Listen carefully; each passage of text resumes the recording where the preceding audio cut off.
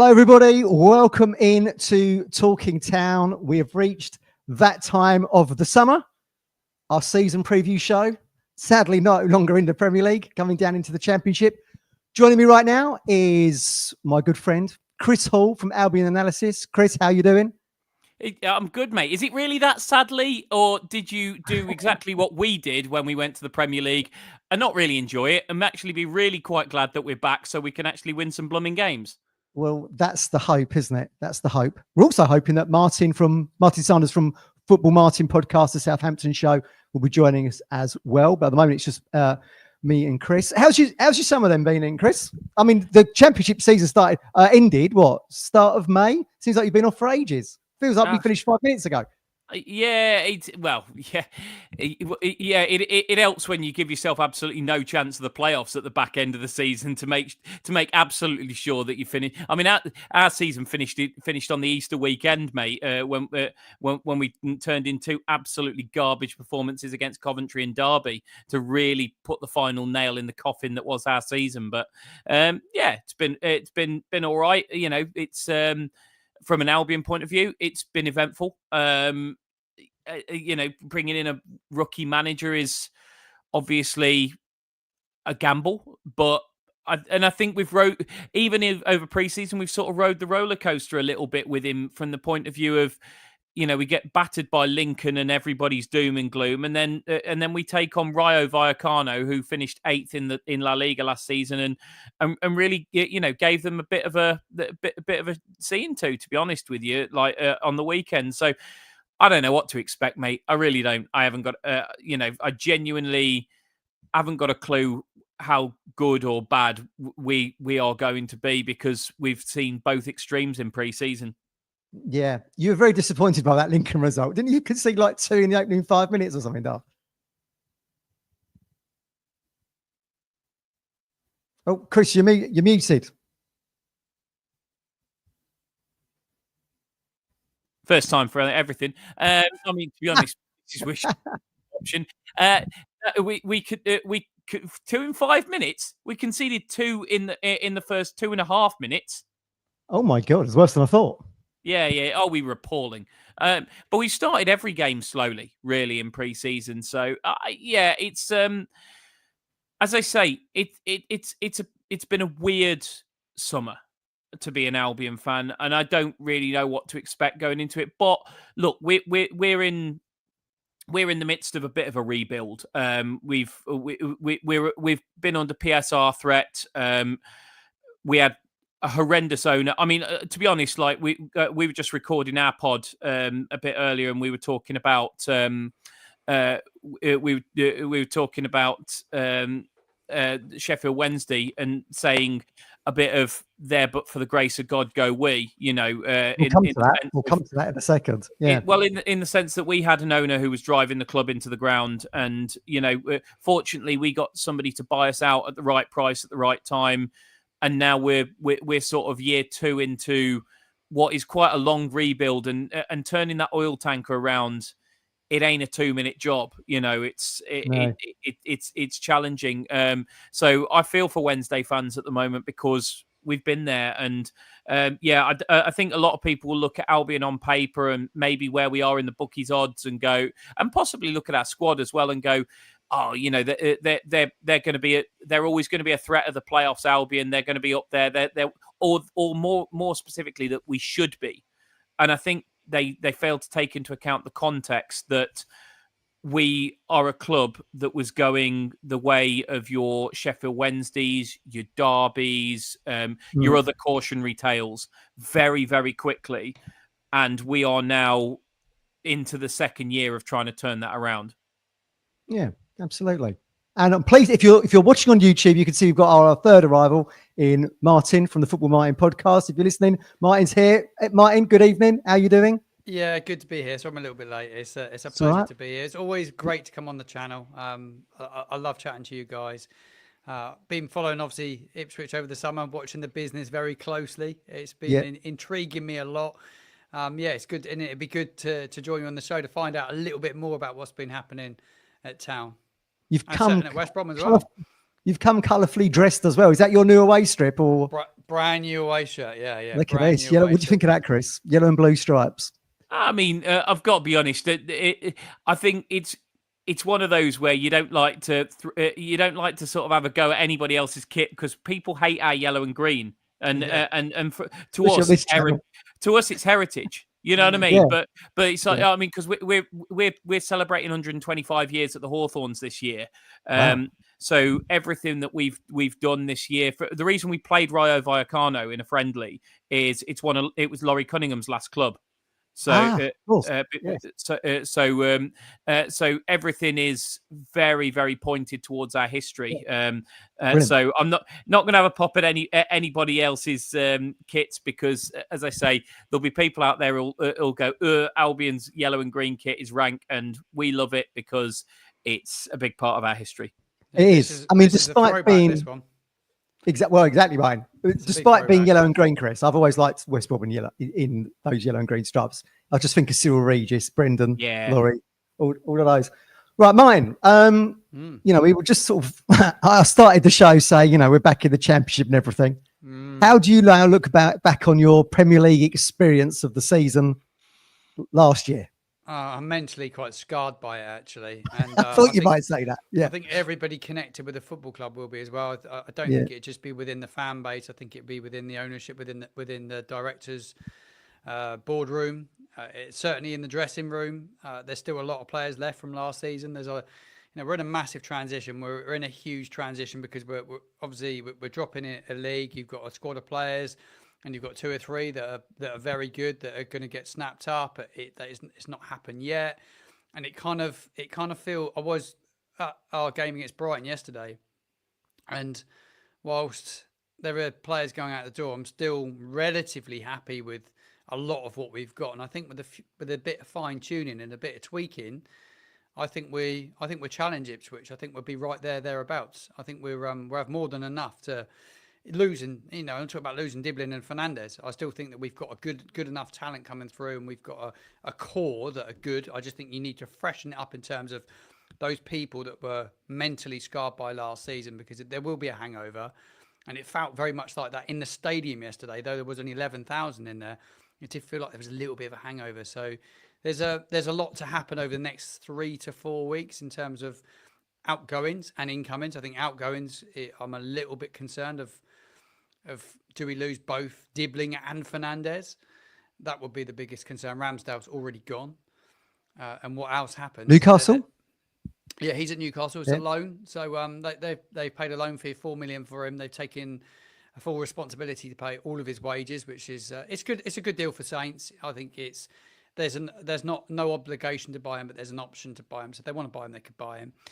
I think he'll end up being their number one goalkeeper. He was brilliant for us last year, even though we got smashed most weeks. He kept scorelines really respectable at times, and I think he was superb. And the fans love him. He was good around the dressing room. I just think he was a good human being to have. He'd be massively missed.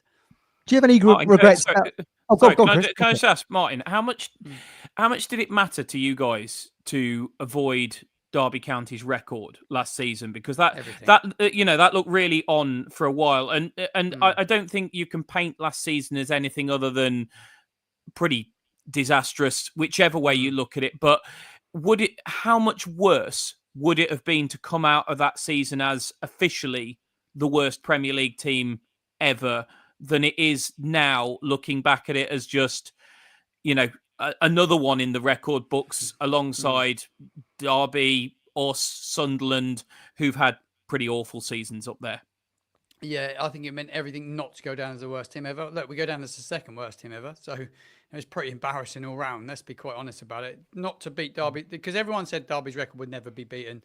I think it probably will be at some stage. There's no doubt about it. The gap's getting bigger. The gulf is huge. I think the three that are going up this year are really going to struggle. There's no doubt about it. They will struggle. Some of them will find it really hard. Really hard. They spent money, and they spent hundreds of, they spent 100+ million. It still won't be enough, but it will be beaten, that record. I'm glad it wasn't us, and we celebrated that result against Man City like it was like a massive win, really. Even though it was a draw on the day at St Mary's, we drew. Upset Kevin De Bruyne. Yeah, it did. It upset a few people, and it was Yeah, I just happy we don't go down with beating Derby's record, but it was still a feeble effort. Just 2 wins all season. It was absolutely it was horrifying what I saw. And Yeah, to us to thank, Martin. We gave you 4 points. you did Charity. Yeah, the game at I thought Portman Road. When you look at it on reflection, Ipswich was the better team. Certainly in the first half, they were really good. Should have had the game tucked away, finished, done and dusted at half time.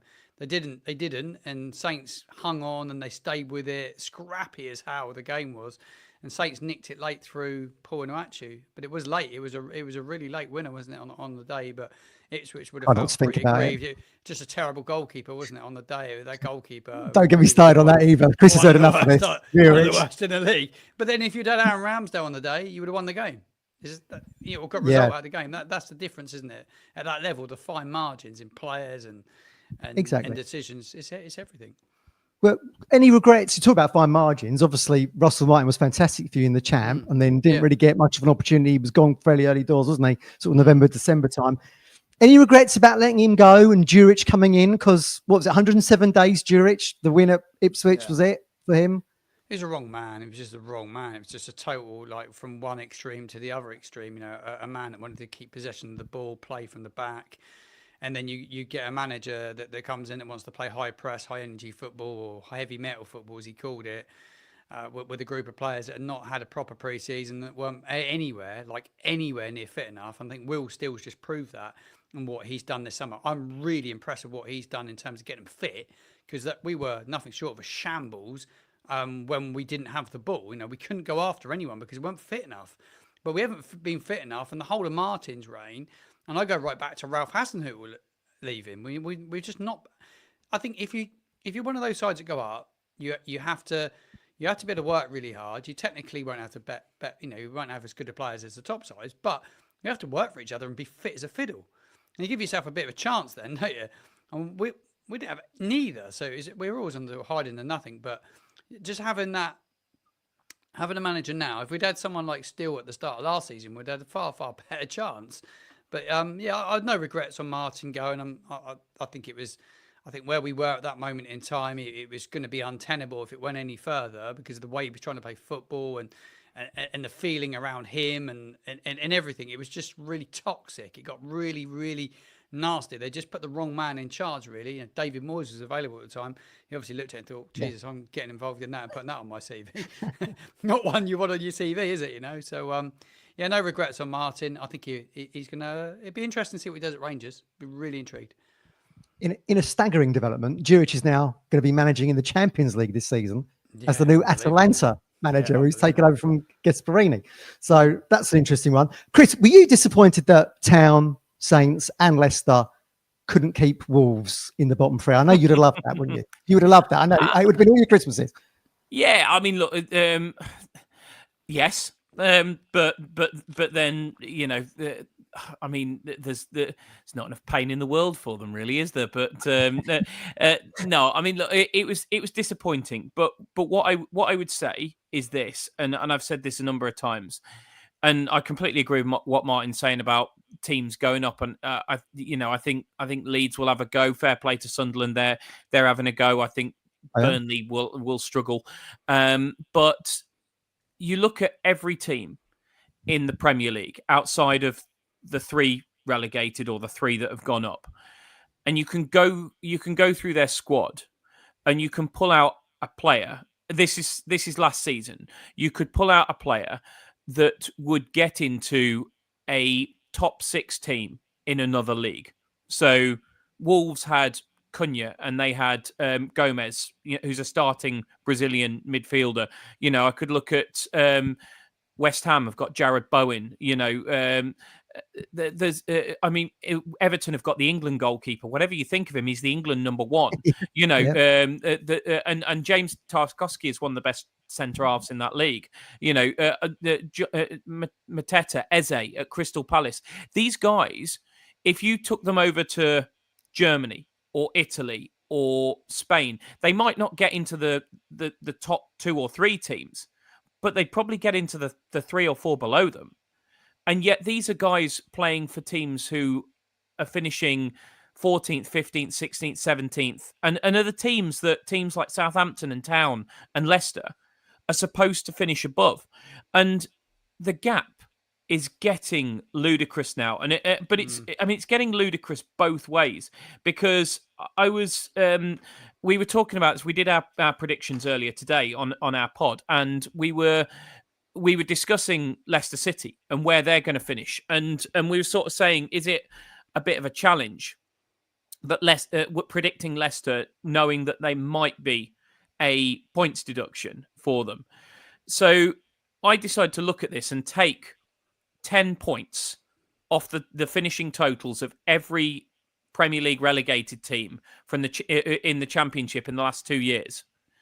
If you took in 23-24, if you took 10 points off Saints, they still finished 4th, same as they did.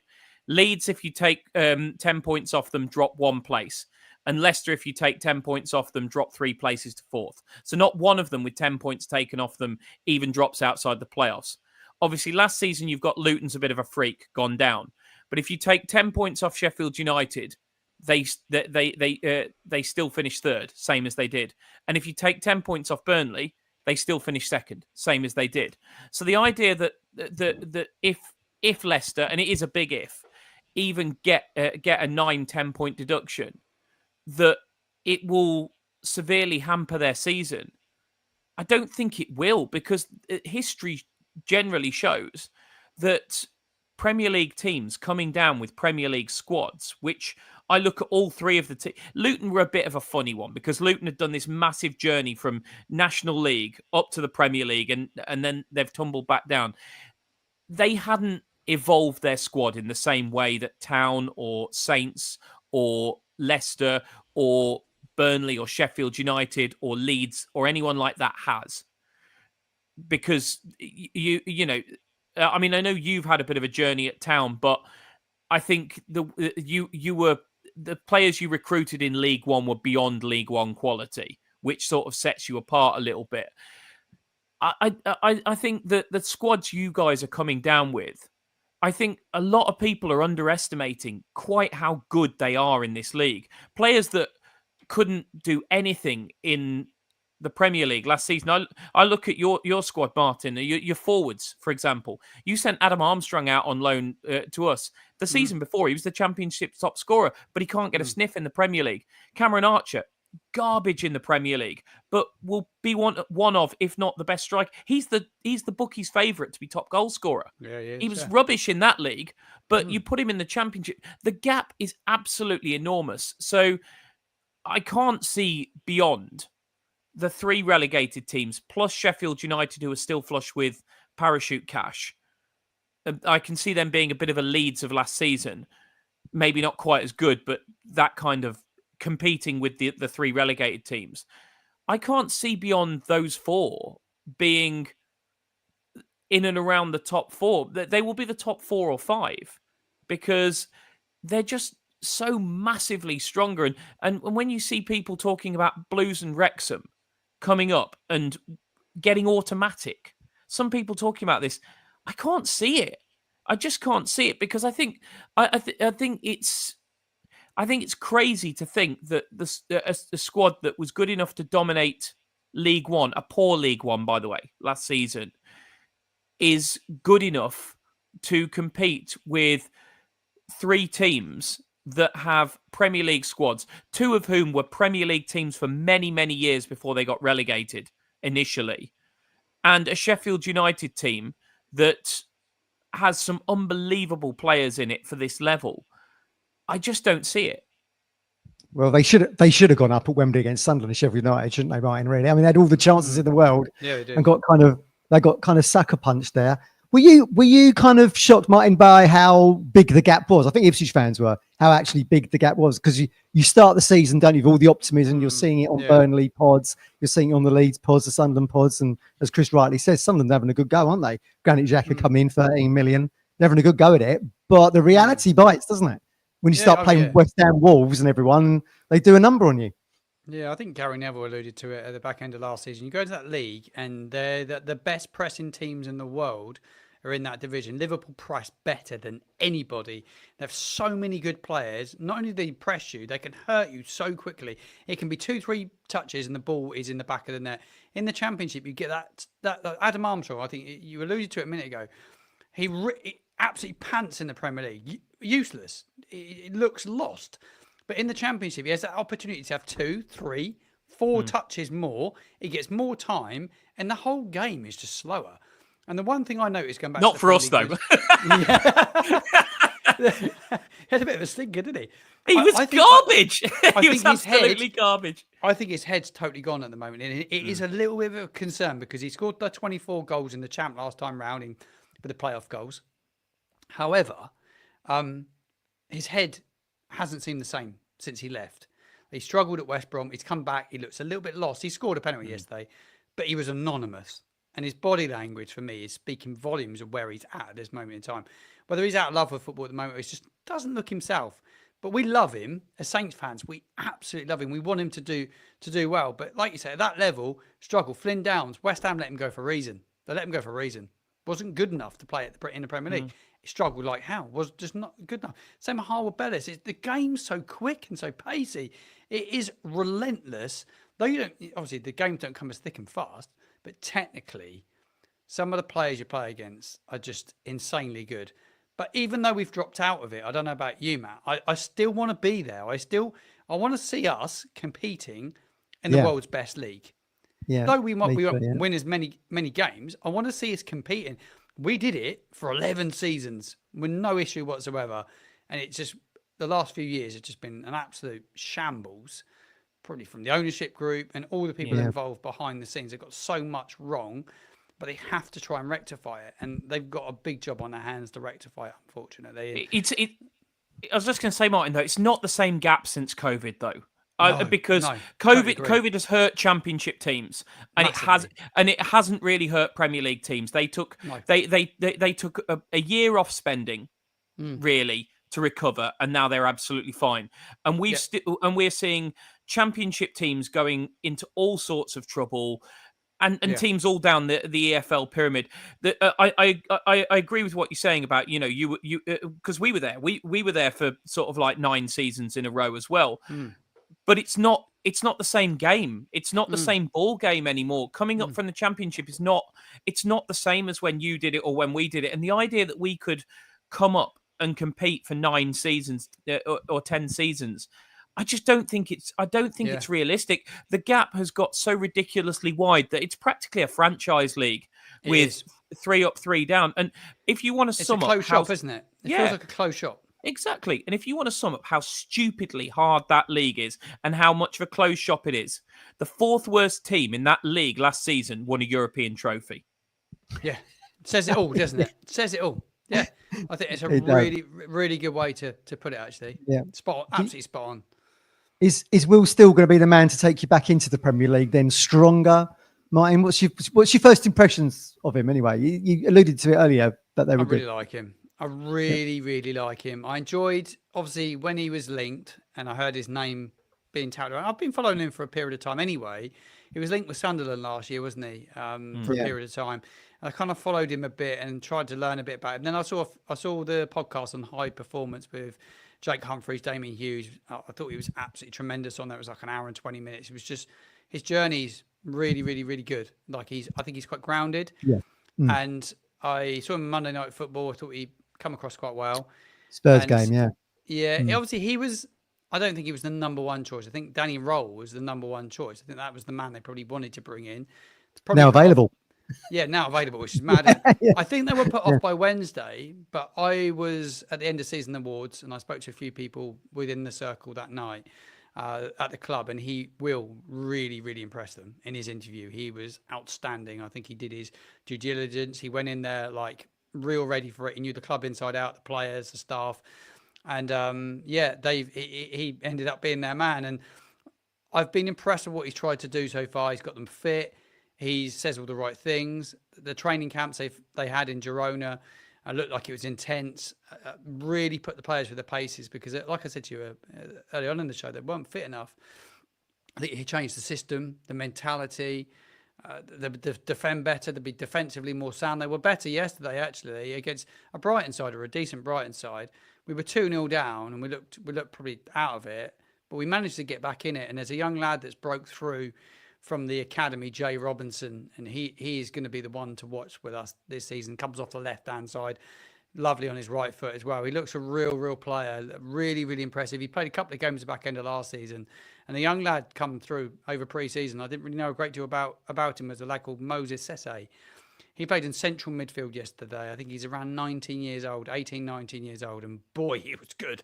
Was happy to take the ball anywhere and move it and look quite fearless. And I like those two because they don't come with all that like negativity from last year. They're fresh. And I think you need a few more bodies like that. Joshua Quasi's coming at the back that Steele's brought with is his first signing. He looks really good. Damien Downs, the striker. They're going to need Nigel's more bodies. Say again, who's that? Nigel's lad. Nigel Quasi's lad. No, he's from Germany. He's from Germany, is he? He's a German, German, sort of under 18 international, but he looks the real deal. He looks really, really good. So look, I like what he said. He's very honest. I think he's. I met him a couple of weeks ago, and he seems quite shy. Doesn't really get involved with people too much. Keeps himself to himself. But I really like him. I'm really still got Dibbling. Really excited. Still Dibbling still there. Yeah, that first bid come in. They had no bids till a week ago for Dibbling. Oh, wow. First bid come in from Everton, 27 million, firmly rejected. They want about 40 million, 40 upwards for him. They're preparing to table a second offer, Everton. They're expecting it any moment from what everyone's saying. So it looks like he will go.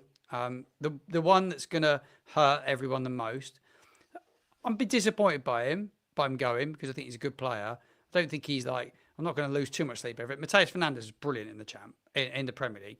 He'd be amazing in the Championship. And it looks like he's going to go because they've got 11 clubs want him. So it's going to be a big blow. It's going to be a big blow to lose him. So you lose Ram. That's the three of your best players. Joe Aribo's on his way out the door. He didn't play the weekend. Sam Adozi's come back from a loan. He looks like he's going to go. What happens with Harwood Bellis? I don't know. Suffered with an injury since last season. Probably somebody there would sell because we've got 6 centre-backs at the moment. So a couple of them needs to go. I thought he would be one of them. So, yeah, I think it's going to be a really, really busy couple of weeks. And I hate the season starting when this window's open. It's just a freaking disaster. It's a disaster. Certainly for, like, the relegated teams, I think it's like mega tough because you're going to get cherry-picked. And the problem is it hasn't happened quick enough, like those deals. We're getting that with Amari Hutchinson at the moment. He didn't play against Auxerre in France yesterday because his head wasn't in the right space, apparently. And, same with we're expecting like 35, 40 million bids to come in from Brentford, most likely. We'll have to wait and see. And new beginnings at the Hawthorns, Chris, with Ryan Mason coming in. Are you nervous about that? Could this be kind of like, is he like a Chris Hughton who eventually went from being that Spurs coach to being a good manager and had success at Newcastle, Brighton? Do you think Mason can be another McKenna? Geez, you're showing your age there. If that's where you got to go back to find somebody who came through. I mean, what you got Chris Davis down the road at Blues, and you go back to Chris Hughton. But look, we don't know. It's as simple as that, mate. I mean, look, you see young coaches come into first jobs. Some struggle, some don't. You know, I think it's an interesting one as to what the expectation of Albion fans is going to be, because I think if the expectation is going to be that we are going to be there or thereabouts in the top 6 like we were for 2 years under Corberán, I think that's probably unfair because Carlos Corberán, as we have now seen, is an exceptional manager, better than Kieran McKenna, as we've now established. Has Kieran McKenna beaten Real Madrid?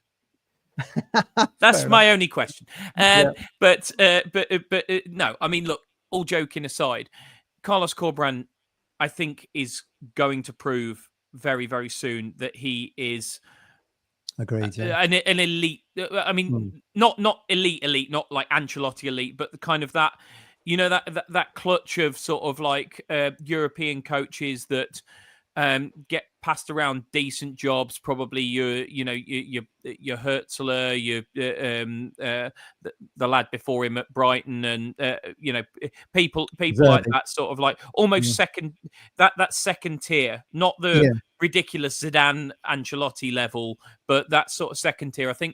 I think he's going to prove that he's that second tier, and we will realise that we punched massively above our weight with him. You cannot expect a guy who has no managerial experience other than a couple of caretaker stints at Spurs to come in and achieve the sort of things that he achieved.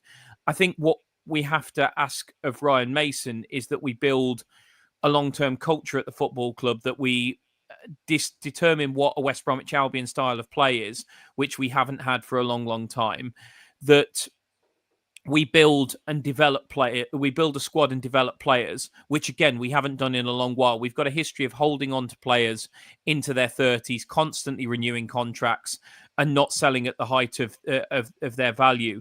I mean, you talk there about bids coming in for people like Amari Hutchinson and Tyler Dibbling, like that's bad. That's a bad thing. I would love to, I love Tom Fellows, but I would love for somebody to come and pay way beyond his value for him Martin. this summer, because that would really help us, and that's what we need. We're potentially selling Hegem to Bologna for 10 million quid, because that's what we need to do as a club. I think we'll develop Isaac Price this year, and probably if we don't go up, sell him next summer. But that's kind of where we are as a club. I think we're in that Brentford Brighton mold now, where you kind of can't get upset about players going, and that you have to look at everything as a process. Brentford didn't lose their head when they didn't go up season after season. They trusted the process. They moved players on. They moved on Neil Maupay, and they brought in Ollie Watkins, and then they moved on Ollie Watkins and they brought in Ivan Toney. You know what I mean? It wasn't, they didn't panic. They trusted the process. We haven't had a process for a very long time. We've just bumbled from window to window and kind of bought the obvious players, whether that's Wallace, Swift and Yukoslu because they're the most obvious players to bring in, or whether it was buying people because they were neighbours of Steve Bruce. We've done a lot of that. We haven't had a process, and that doesn't achieve you success long term. I think you have to appreciate what a long-term roadmap at a football club looks like. We've brought in a young manager because we believe he can be our manager beyond this season. But the problem always in football is the Mike Tyson quote is everybody has a plan until they gets punched in the face. Yeah, that is. Well, the football equivalent of that is everybody has a plan until the manager loses 6 on the bounce. You know what I mean? It's all well and good saying Ryan. The idea within the squad, within the club, probably will be Ryan Mason will be our manager for the next 2-3 years.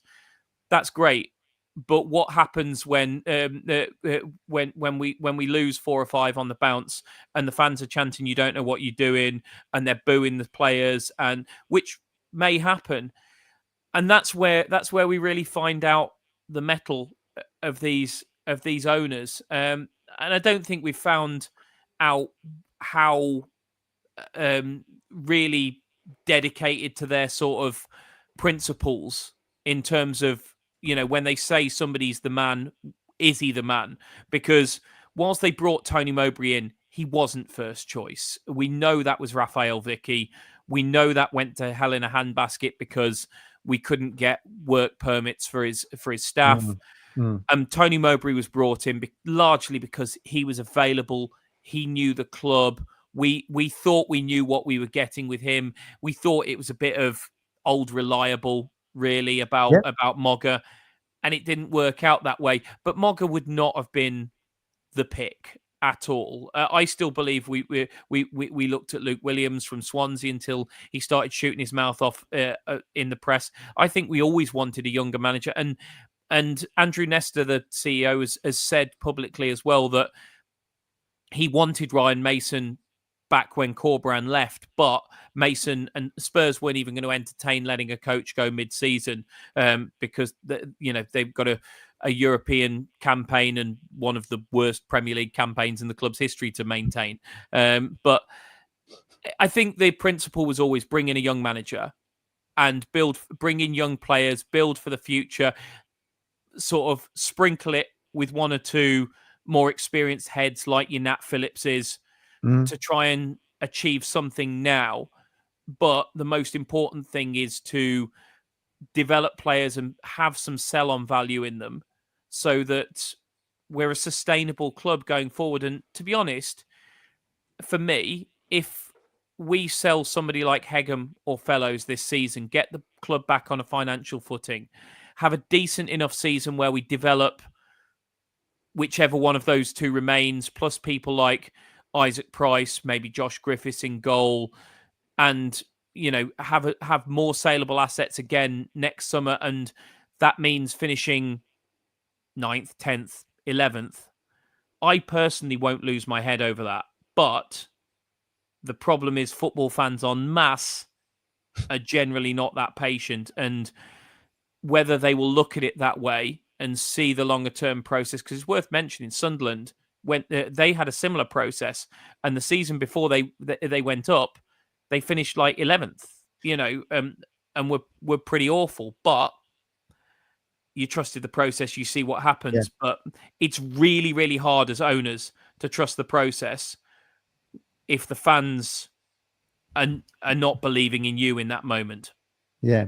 Yeah, Martin, you wrote in 442 magazine, didn't you? Their season preview show issue. Did. You'd like to get Fellows in at I've not actually seen a copy of it yet, actually. I've not even seen a copy of it. I did it. I spent a lot of time doing that. I didn't get a thank you from 442, and I never got a copy, so I'd never be doing that ever again, by the way. That's what I have to point out. But yeah, no, I did talk about Tom Fellows. I think he's a great player. If you're looking for someone, you talk about realistic signings, what can we afford, what can we go and get? Every time I've watched him, he's massively impressive as a player. I've got to say, I do enjoy going to the Hawthorns. I really, really enjoyed the playoff semi-final first leg there. Do you know what? I have to apologise as a Southampton fan for the way some of our fans behaved in the second leg down at St Mary's. Absolutely disgusting. Yeah, thank you for that, because that was appalling. Going after our players like that was just There was no appalling. need for it. And the way they went in front of we've never had no beef with West Bromwich Albion whatsoever. No. It's a great club, great fan base, decent people. Never been any issue whatsoever. And our fans go in front of their fans at the end of that game, didn't they? And I tell you what, it won't be so friendly when we go back to the Hawthorns this season. And rightly so. Rightly so. They won't like us. Because I was pretty appalled by it, to be fair. I was disgusted. Our club photographer, who's in his late 60s, had got trapped underneath people as an advertising hoarding collapsed and stuff like that. It was really it was genuinely unsafe, and the players had to be ushered away. And it was, to be honest, I have to say it's and without kind of being the grumpy old man, it felt a bit of a sort of symptomatic generational thing to a certain degree, where there was a lot of people of a certain age with mobile phones out trying to goad Albion players into a reaction on camera, and so that they could get some sort of Instagram or X content. And I mean, that if that's the best you can do with your life, you really need to take a long, hard look at it. I just find that societally a really sad thing that that a lot of people just want to goad a reaction out of people to get, especially famous people, to get that one moment on their phone that they know will do a few 100,000 views on social media. I just think it's really poor, and I mean, I don't just want it out of football. I want it out of society generally. Yeah, I totally agree with you. I totally agree as well. Well, we're in the home stretch of the show now, lads. We've got 20 minutes to go. Just a reminder to everyone, Talking Town, proudly partnered with the East Anglian Air Ambulance. Play their weekly, win prizes and support the life-saving work of a vital service such as the East Anglian Air Ambulance. Over 18s only. Please be gamble aware. All right, let's have a look at the rest of the division. Start with the relegation places. We've mentioned them before already, Chris and Martin. Sheffield Wednesday, giant club in turmoil. Yeah. Are we looking at like another Bury, a Chester, a Bolton? Obviously, they got saved, didn't they, last minute before being shut down? But it's like painfully sad for Sheffield Wednesday fans when you're on the eve of a new season, Martin. and all you can see is doom and gloom. If you look at all the prediction, if you'd been given 442 magazine, you would see that they've predicted everybody's got them bottom. Everyone. Yeah. I mean, Yeah, I've got a prediction video going out tomorrow actually, and I've got them bottom. Yeah, it's I think painfully most sad. people have. Yeah, it's sad because we all remember them in the Premier League. Paolo Di Canio, top managers, tough place to go and play football. Yeah. A really, really good football club, traditional football club, great area, good fan base, and to see a club like that it's pretty heartbreaking. I do follow a couple of I follow one Sheffield Wednesday podcast, and I've been seeing all these clips pop up. Wednesday Till I Die podcast, brilliant, and it's just sad, just heartbreaking to see. But I think the three teams that come up, I think they put huge pressure on everybody else, because I think you look at it, Birmingham have got the money they've got, they get, whether they do as well as everyone is anticipating them to do, I think is another question. Same with Wrexham. I don't see Wrexham being anywhere near the playoffs, but I think they'll stay up. I think they've done enough business to probably keep themselves in the division. They might be in a bit of a scrap though. I don't think it'd be straightforward for either. Do you know what I mean? But and Charlton come up. Nathan Jones knows the league. He'd get him 50 points, wouldn't he? 55 points. I just think he will. But so what's your thoughts on Jones? Being next Southampton manager, you think he'll do all right there at Charlton? Oh, he'd do great at Charlton. He'd do great. He's all about himself, which he is. He's a bit of an egotistic character. He's hated by Southampton fans for the way he handled that job. And look, he went into it. I just don't think he had anybody that was media savvy around him that could look after him a bit and just give him a little bit of guidance. I just think he was well out of his depth when he took the job. But sometimes you need people around you with Premier League knowledge, and everything they did with Jones was like just a mess. But then you have Russell Martin going to the Premier League, and they didn't learn their lesson, because they're the same again. You not only have Russell who doesn't know the Premier League, you have no staff around him that know the Premier League. You don't have any recruitment people that know the division. It's just like you have to have the right people. These clubs, you need the right people around the manager. It's not just about a manager and an assistant manager anymore, is it? You remember back in the day, you'd see the assistant manager, the manager, didn't you? You may have a physio. You'd have two subs, and that was like job done. That was it. But like now, there's just a whole raft of people behind the scenes within their dressing room. The club, and I think he had the wrong people around him. But I do think he'd do well at Charlton. I just think does Jones need to be a big fish in a small pond, because he rubbed people up the wrong way at Stoke? Came in, started talking about I did this, that, and the other at Luton, and everybody was like, this ain't Luton, mate. I agree with you. I haven't got any of the three promoted clubs going back down, and I think Charlton will do fine. But I think he'll. I can see Nathan Jones doing well at Charlton, getting offered another fairly decent Championship job, and it going really badly, because Nathan Jones just needs the whole thing to be the Nathan Jones show, and that works at clubs like Charlton and Luton, where people will buy into it. No disrespect to either of them, but let's be honest, they haven't spent many seasons in the last sort of like 15 years in the top two divisions, either of them, and it doesn't work at your Stokes and Southamptons, where the last 15 years have largely been spent in the Premier League. Who is your bottom three then, Chris? So we've got Sheffield Wednesday, obviously. Yeah. Look, my other two are Hull, because for similar reasons to Sheffield. Another chaos owner. Well, he's barking, isn't he? Let's be honest. I mean, he's crackers, and they've obviously. They initially were under a complete transfer ban. Now, I believe they're only banned from paying fees, which at the moment I think is a 4-window ban, but they're appealing it.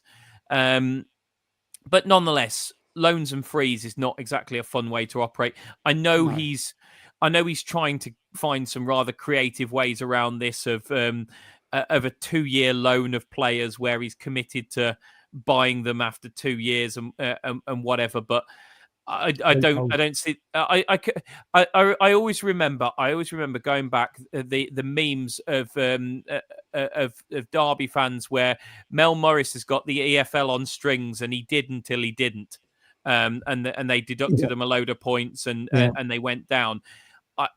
I think Hull's time is coming. It might be this season, it might be next, but I think that the EFL are only going to put up with the antics of their owner for a short amount of time more. And my other one that I've got in the bottom three is Preston, because I just think you only play with fire so many times until you get burnt. Heckingbottom manager there. Yeah, and look, he's all right, but I mean, he had one good season at Sheffield United. He's not got a great track record, all things told. I just think, but it's not necessarily about Heckingbottom. I just look at Preston. I think, well, you've lost Emil Rees. You've not really your squad immediately is downgraded in that moment that he goes out the door. I haven't seen them replace him with anyone that. I mean, Daniel Jebberson's coming on loan from Bournemouth, despite the fact he scored against us in the FA Cup. I saw him play for Watford, and I speak to Watford fans all the time, and they reckon he's absolutely dreadful. So I mean, if you're taking a player on loan to replace Emil Rees, who Watford fans reckon was awful for them last season and sent back in January, I don't think that's a particularly good thing. And also, they seem to always finish seasons really, really badly, and they tend to sort of trade off their decent start to the season. I don't really see with the squad that they've got, with the players they've got, where that fast start is coming from this year. And if they do what they usually do and run out of steam at the end of the season, I think it'll catch up with them and they'll go down, because this is probably the strongest championship we've had in a long time. As Martin's just quite rightly said, I don't see any of the three promoted clubs going back down. Two of them, I would not be surprised if they finished in the top half of the league. So that is a really, really strong renewal from that point of view. I think all three relegated clubs are really strong, even if Leicester get a points deduction. And then you've got teams who are pulling themselves together. Coventry towards the end of last season. You won't like it, but I think Norwich have done probably the best business in the division. Great, You've got Millwall, who look back to their old selves. I think Derby County finished last season really strongly and could kick on. I don't even see where the second season syndrome comes for Derby, Oxford, or Portsmouth, to be honest with you. And because that's probably the other thing you're relying on as a championship club down the bottom, that a lot of promoted teams have a good first season and then go down, like Blackpool, like Plymouth. I don't see where that's coming for maybe Oxford, but not Portsmouth or Derby. Oxford, I'm compromised on, because I like Rowett as a manager, Gary Rowett as a manager. I don't know where they're going to score their goals. That's going to be an issue for them, I think. Watch this space is all I'd say on that, because I've heard a little whisper, and there might be a striker incoming at Oxford, and a good one.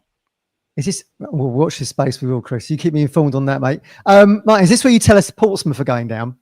No, I don't think they will. I think they'll be comfortably mid-table. There's a lot of fans a lot of fans down here. Saints and Pompey. There's a rivalry between us. We play each other 5 games into the season. It's quite early, actually. Yeah, it's early, isn't it? Yeah, it's early for a derby, and it's straight after the first international break. So you get the window closes, international break, and then it's the first game back. So the manager gets 3 games with a player.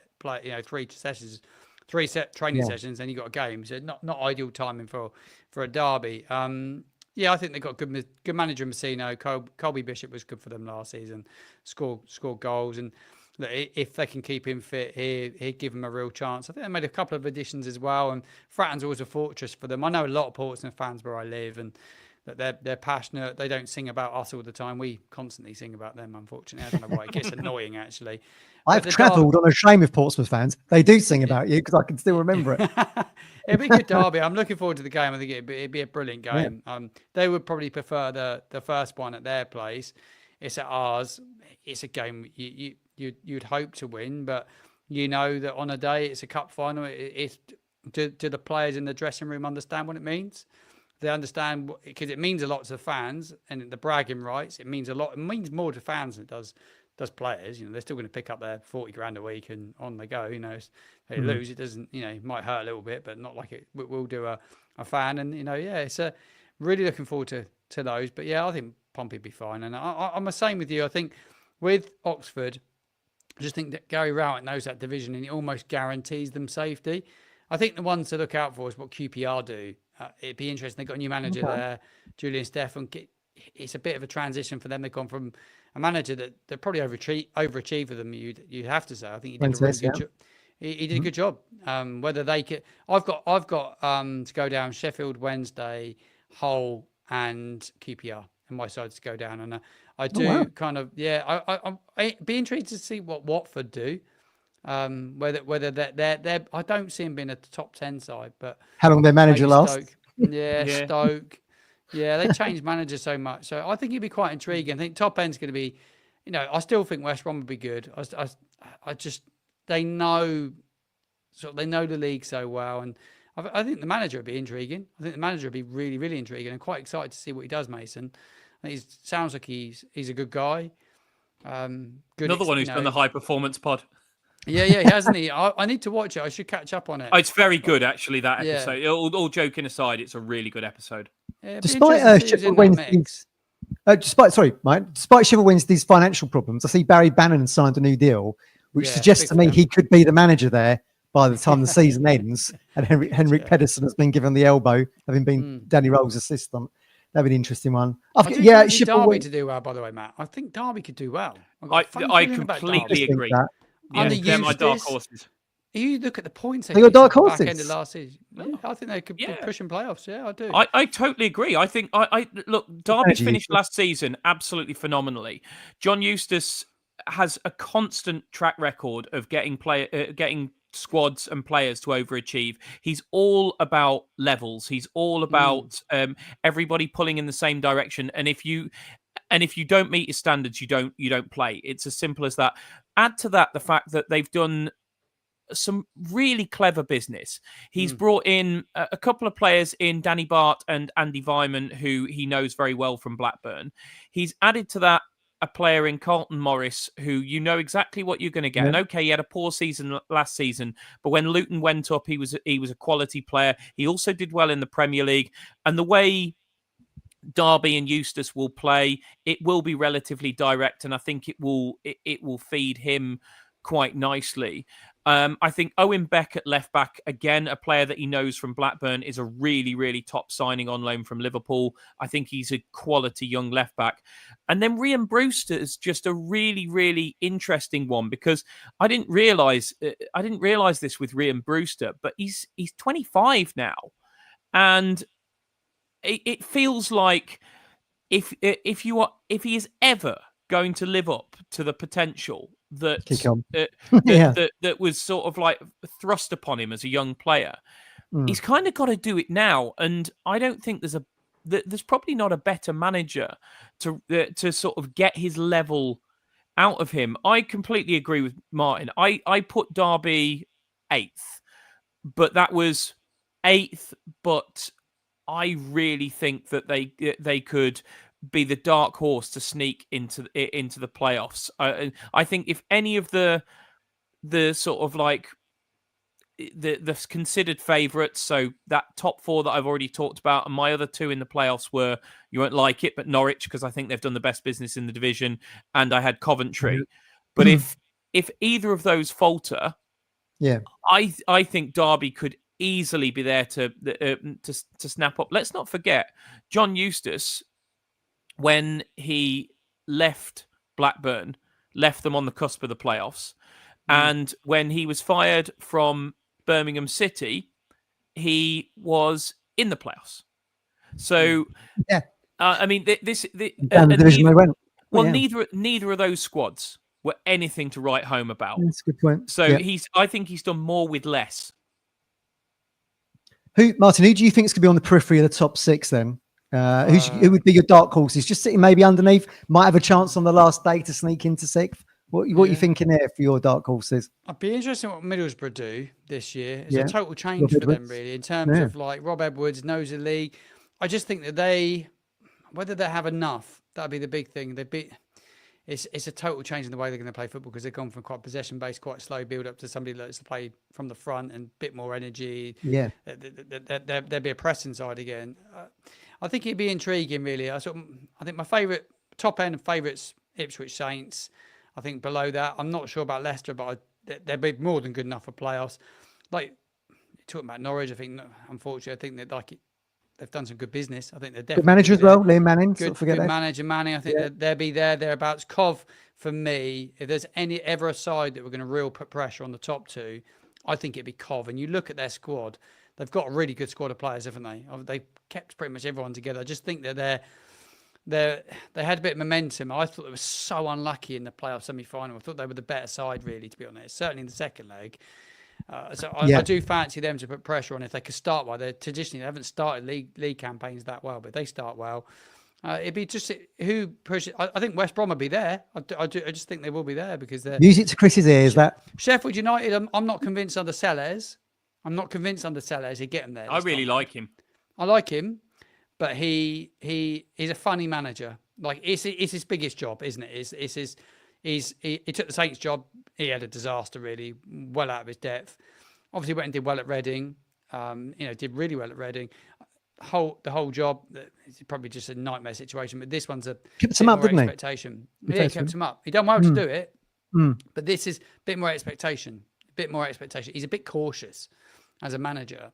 I'd be intrigued. I think they'll be thereabouts. I'm not convinced they get playoffs though. My dark horse is, I've got two actually. I've got Swansea. I mean, that Alan Sheehan had a good end to last season, didn't he, Chris? But I mean, they've promoted from within there, haven't they? Is that a risk going into a fresh season? 46 games ahead of you. That'd be interesting. They're linked to Kone, aren't they, from Wycombe Wanderers? They brought in that in Inusa, I think it is, from Häcken in Sweden for about 5 million. Splash some cash there. The one for me is Galbraith. That's the signing. That is the signing. That's one of my signings of the summer in the Championship. 1.5 million for him is phenomenal, and I think one of the big problems they had last season was kind of Matt Grimes going, and obviously they needed to replace him. I think they've done that. I like Swansea. I've seen too many times. I've seen a caretaker manager come in, get a bounce out of the players when really all it is a little bit of natural variance or them not being the bloke before because they didn't like the bloke before. And then when it comes to them doing the job, it not really working. So that's why I haven't got Swansea higher. He might do really well. But I don't take the end of last season's form to show that. I think if they get Kone, I think that's an unreal signing because I think he is willing to him as well. Yeah, he's a striker that could go through the divisions. I think I wouldn't be shocked if it's a bit of a stepping stone move and he finds himself in the Premier League inside 2 years. I think he's quality, and Galbraith is a top signing as well. But they're also a squad that has sort of even when Russell Martin was there, they still didn't make the playoffs. They're a squad that's kind of middled for quite a while, and I think it's going to take more than a couple of good signings. And I do think those two would be really good signings to turn them into a team that can compete for the top six for me. Okay. Big shout out to David Bergen over in Dublin. Got €10 from him and a €5 super sticker. David, appreciate your generosity as always. Thank you so much. Swansea have also signed Cameron Burgess from us, of course, and they brought that Santos in from Bolton, I think it is. So that'd be interesting. I also like Millwall. Obviously, Massimo Luongo has gone there from us. Voiceful Alex Neil, despite his Canary connections, is a good manager at this level. Ivanišević, is it? Decent striker, 13 goals last season. They brought that Doherty in from Luton, who I think is a good left-sided player. I'd like to have seen him maybe come to town. Taganga is a good defender, and that Aziz as well. So I think they're going to be around the periphery. So Martin, your top six would be what, Martin? Tell us. Who you got in at sixth place? I think I've thrown Derby in there. I've got Norwich there myself. I've got like Derby you say, in Liam there. Manning made some good everybody's favourite is Birmingham. Whether Birmingham can make the playoffs, it's whether you throw Birmingham. It'd be between Birmingham. I think West Brom will be there. It'd be one of them. I'm struggling to decide whether Birmingham can make it. I think it'd definitely be Leicester without any shadow of doubt. They'll be there. I'm struggling to decide on it. I need to wrap up my video and get my prediction video out for tomorrow. Actually, I've been thinking about it for days, and I need to wrap it up and get it out for sure. Who have you got in sixth, Chris? I've got Leicester just finishing outside of sixth because not actually added anyone other than Begovic, have they? And they've lost the goals of Vardy. It'll be interesting to see what happens. They need a striker, but I still think they've got to look. Your argument for it was good earlier. They've pretty much got the squad that romped this league 2 years ago, plus all the players they bought for the Premier League. I think they need a striker because all they've got is Daka. But outside of that, I think they'll be all right. My top six is 6th Coventry, 5th Leicester, 4th Norwich, 3rd Sheffield United, and my top 2 are Saints in 2nd and Ipswich top. I can't see beyond those 2 because I just think. Look, I've been watching this league for a few years now, and it's kind of become monotonous that the relegated clubs or the parachute payment clubs dominate. So there's four clubs, I think I'm right in saying, with parachute payments, the 3 relegated plus Sheffield United, because everybody else just goes back up. I can't look beyond parachute payment clubs. I really can't, because the only one that's bucked the trend of late is Ipswich, and I appreciate that's why people are talking up Birmingham, but I'm not in love with their business. I think it's weird. I think some of the players they're bringing in, like the guys who've gone abroad and it's not gone great, like Chuba Akpom apparently is coming in for a load of money. Damari Gray, who has just had a dreadful season out in Saudi. They brought Asai Samuel back. They brought the lad from Celtic, who's just had a nightmare in France. It's like they're going around Europe and saying whose second to last club was good. And who's sort of late 20s, early 30s. It's a bizarre strategy to me. Maybe it'll work, and maybe I'll be left eating a lot of humble pie. But if I had their kind of money, which is silly money, it's not how I'd be spending it. Also spoken like a true West Bromwich Albion fan. We don't generally have a problem with Blues. It's always been referred to as the friendly rivalry round here, but their arrogance, the arrogance of some of their fans since these owners came in, has been Villa levels, and it's rubbed a lot of people in the Midlands the wrong way. Who was your top 6, Martin? Where are you going with your top 6? I'm going to go with Ipswich to win it, Saints to runner it up. Really boring, I know. Tops. So the 4 playoff sides, definitely Coventry. I think they'll be there. Leicester. I'm tempted to throw Birmingham in there, but I think it'd be some ask for them to do it. And I'll throw West Brom in there as well. I think West Brom will make it. I've got Norwich in 6th. Coventry are going to finish 5th, haven't they? They've done it the last 2 seasons, I think. Yeah. Sheffield United in 4th. At the moment, I've got Saints in 3rd, and Birmingham I've got 2nd. I could just, having been on that momentum promotional wave, I can just see it happening with them as well. But Chris, your argument has swayed me a little bit, and obviously with Will Steele, you're talking about there, Martin, swayed me a little bit. Maybe Saints 2nd. I hope Town can win the title. I hope we can, but you haven't got Leicester at all. No, I've got them in. I've got them floating around with Swansea and Millwall in like that kind of maybe 6th. I've got them round 7th. I was factoring the fact they've lost goals in Vardy, not really added anyone other than Begovic. We have to see how Sventes does when he goes in there. It's a graveyard for old men, that place, isn't it, at the moment? Yeah, exactly. None of us have got Wrexham in there, which is the intriguing factor, I think, because they've got the profile, they've got the Hollywood money and all that kind of thing. It's going to be interesting to see what happens with them. Bit Dad's Army, their recruitment, isn't it? You've got to be 30 plus to get in there. All right, everyone, we're going to leave it like that. I know Chris wants to get his dinner in the oven, so we're going to leave it there. Just to say, don't live life in pain. Give Stowmarket Osteopaths a call today. Freddie is the governor there. Tell him the Gov at Talking Town sent you. Osteopath and physiotherapy services. The Gov swears by it. Call 01449 613 633. Chris, just tell everyone where they can catch up with everything West Bromwich Albion and Football League related on your channels. Yeah, absolutely. Albion analysis available wherever you get your pods. Really, give us a search on, give us a follow on X as well at Albion Analysis. Obviously, search Albion Analysis on Apple or Spotify or wherever. And if you want to drop me a follow and give me stick when Town or Saints turn us over this season, it's at CJ Hall 83. And Martin, same for you. Where can everyone catch up on the Saints stuff?